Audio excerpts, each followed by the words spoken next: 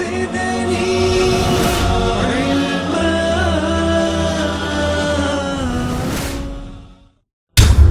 مثل الربا والشجر فتبدو الضياء لها يا قمر.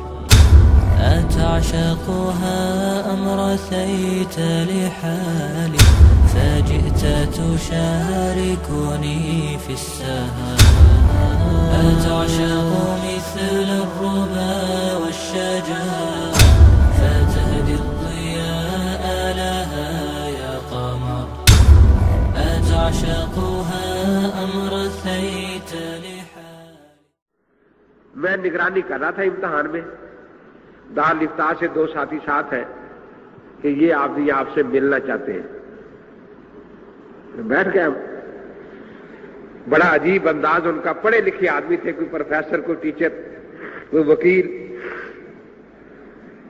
کہ جی کسی حدیث میں ہے کہ ایک ہی امام کی تقلید کرنا؟ دیکھا آپ قرآن پاک پڑھتے ہیں، تلاوت کرتے ہیں؟ کہ جی ہاں. میں نے کہا ساتوں قراتیں یاد ہیں؟ کہ نہیں جی ایک ہی قرات میں ہم تو کرتے ہیں. تو میں نے کہا کسی حدیث میں ہے کہ 7 میں سے ایک ہی قرات میں کرنا تلاوت؟ جی ہم کیا کریں، ہمیں آتی ہے ایک قرات ہے. تو میں نے کہا ہم کیا کریں، یہاں ہے ہی مطلب ایک. اس کی حدیث تم دکھا دو، اس کی ہم دکھا دیتے. کہ جی خدا کتنے ہیں؟ میں نے کہا ایک. خدا ایک اور امام 4 بن گئے. میں نے کہا خدا ایک ہے، نبی 1,24,000 ہے. میں نے کہا آخر آپ کا مقصد کیا ہے، کوئی بات کریں. کہ جی ہم تو اس نتیجے پر پہنچے کہ سب کو چھوڑ دو چاروں. میں نے کہا جلدی نہ کرنا، کیونکہ قرآن پاک میں 7 قاریوں کا اختلاف ہے قرات میں. تو 7 کا اختلاف بڑا ہوتا ہے یا 4 کا؟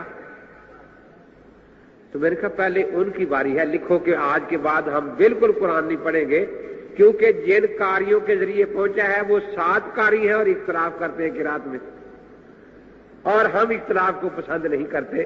تو بسم اللہ کرو، لکھو.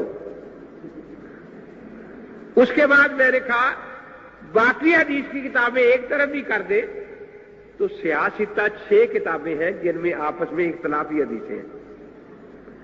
تو 6 کا اختلاف زیادہ ہے یا 4 کا؟ جی 6 کا. تو میں نے کہا پھر دوسرے نمبر پر 6 والا چھوڑنا ہے. ان بیچاروں کو کہیں تیسرے نمبر پر باری آنی ہے، جن کے پیچھے آپ پہلے لاٹھی اٹھائی کے پھر رہے ہیں. 4 امام برحق ہے. میں نے کہا الحمدللہ 4 برحق ہے. 4 ہی؟ میں نے کہا 4 ہی. پھر آپ باقی 3 کی تقلید کیوں نہیں کرتے؟ میں نے کہا نہیں کرتے.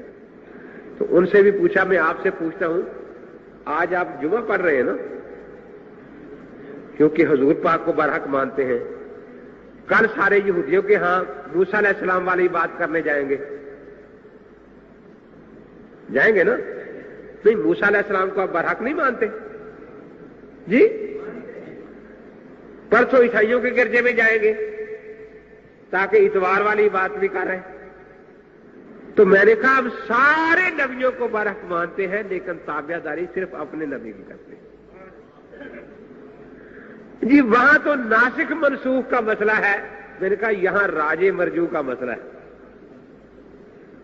جیسے منسوخ پر عمل جائز نہیں، مرجو پر بھی عمل جائز نہیں. ہم ان نبیوں کو برحق مانتے ہیں لیکن ان کی شریعتوں کے بعض مسائل کو منسوخ کہتے ہیں.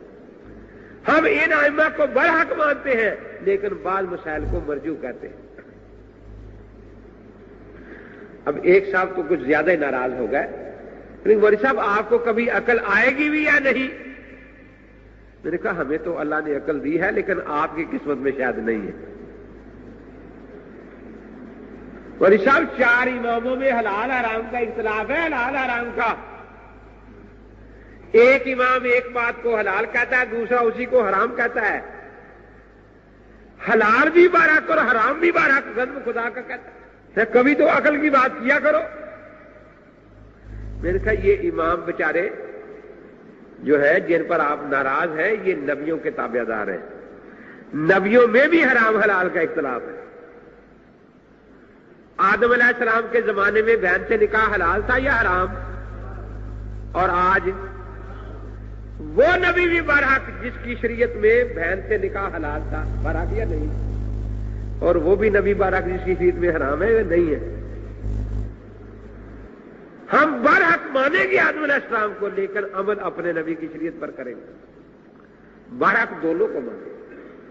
کہنے لگے جی وہاں تو زمانے کا اختلاف ہے۔ میں نے کہا یہاں علاقوں کا اختلاف ہے، شافی سری لنکا میں ہے، حنفی پاکستان میں ہے۔ وہاں زمانوں کا اختلاف ہے نا، یہاں علاقوں کا اختلاف ہے۔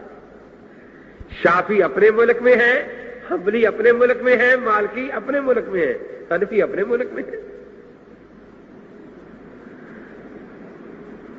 تو یہاں علاقوں کا اختلاف ہے۔ اس کو ذرا مثال سے اور سمجھ لیں۔ کئی سالوں سے آپ دیکھ رہے ہیں کہ سعودیہ میں عید ہوتی ہے، پاکستان میں روزہ ہوتا ہے۔ یہ ہو رہا ہے یا نہیں ہو رہا؟ عید کے دن روزہ رکھنا حلال ہے یا حرام؟ اور رمضان میں عید پڑھنا حرام ہے نا؟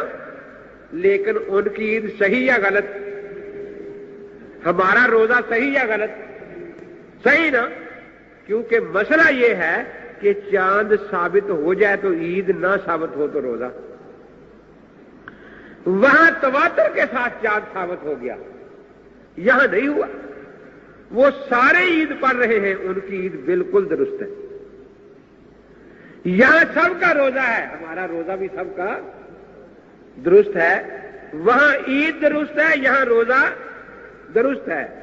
ہاں فتنہ اچھا نہیں کہ 4 آدمی لاٹیاں لے کے آ جائے، توڑو روزے، آج مکہ عید ہے۔ یا 4 آدمی وہاں لاٹیاں لے کے پھرے، نہیں پڑھنے دیں گے عید، پاکستان بڑا اسلامی ملک ہے، وہاں روزہ ہے، تو یہ فتنہ ہے۔ جیسے وہاں عید ان کا مذہب ہے اور بالکل برحق، یہاں روزہ ہمارا مسلک ہے بالکل برحق۔ کہنے لگے اچھا جب چاروں امام برحق ہیں تو اگر 3 امام ایک طرف ہو اور ایک طرف ہو تو پھر کس کی ماننی چاہیے؟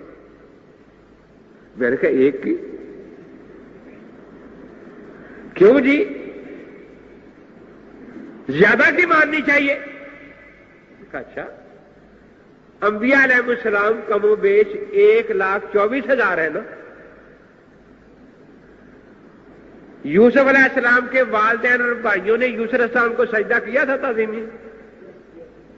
قرآن میں آتا ہے نا تعظیمی سجدہ کیا تھا۔ اور مفسرین نے اس آیت کے نیچے لکھا ہے کہ حضور پاک صلی اللہ علیہ وسلم سے پہلے سارے نبیوں کی شریعت میں تعظیمی سجدہ جائز تھا۔ اب ایک طرف ہمارے نبی پاک ہیں اکیلے کے سجدہ تعظیمی حرام، ایک طرف 1,23,999 نبی ہیں جن کی شریعتوں میں سجدہ تعظیمی حلال اور جائز ہے۔ تو آپ تو تین کی طرف جاتے ہیں، یا تو 1,23,999 ہے، تو آپ ادھر جائیں گے؟ کہتے نہیں جی ہمیں کیا ضرورت ہے، ہم تو ایک ہی کی مانیں گے۔ تو میں نے کہا ہم بھی ایک ہی کی مانتے ہیں۔ اب آخر میں مجھے کہنے لگے کہ مولوی صاحب اچھا یہ سمجھائیں مجھے ہمیں کہ دین مکے مدینے میں آیا تھا یا کوفے میں؟ میں نے کہا مکے مدینے میں۔ کہ پھر مکے مدینے والے امام کو ماننا چاہیے، کوفے والے کو ماننا چاہیے؟ میں نے کہا آپ کا دل کیا کہتا ہے؟ مکے مدینے والے کو ماننا چاہیے؟ اچھا آپ کو پتا ہے کہ جھوٹ بولنا ہر شریعت میں گناہ ہے؟ کہ بالکل ہم نے جھوٹ بولا۔ میں نے کہا بہت بڑا، کیا جھوٹ بولا؟ میں نے کہا قرآن مکے مدینے میں آیا، 7 قاریوں میں مکی قاری بھی تھا، مدنی قاری بھی تھا، بصری قاری بھی تھا۔ تم تو سارے قاری اعظم کوفی کی قرات پر قرآن پڑھ رہے ہو، تو تم سے بڑا کوفی کون ہے بھائی کہ قرآن نازل مکے مدینے میں ہو اور تم مکی قاری کی قرات چھوڑ کر، مدنی قاری کی قرات چھوڑ کر کوفی قاری کی قرات پر قرآن پڑھو؟ اب مجھے کہتے ہیں کہ جی بات یہ ہے کہ کوفہ والوں نے قرآن خود تو نہیں بنایا تھا نا، صحابہ کرام آئے تھے کوفے، 1000 سے زائد صحابہ کرام، تو وہ مکے مدینے سے قرآن لے کر آئے تھے۔ نماز وہیں نہیں کہے تھے کہ مکے جا کے کوفے جا کے نماز کو نہیں بنا لیں گے، یا نماز بھی وہاں سے لے کے آئے تھے؟ کیا خیال ہے آپ کا؟ نماز بھی وہاں سے لے کر آئے تھے نا۔ اگر اہل کوفہ پر قرآن کے بارے میں اعتماد ہے تو نماز کے بارے میں بھی اعتماد کرنا چاہیے۔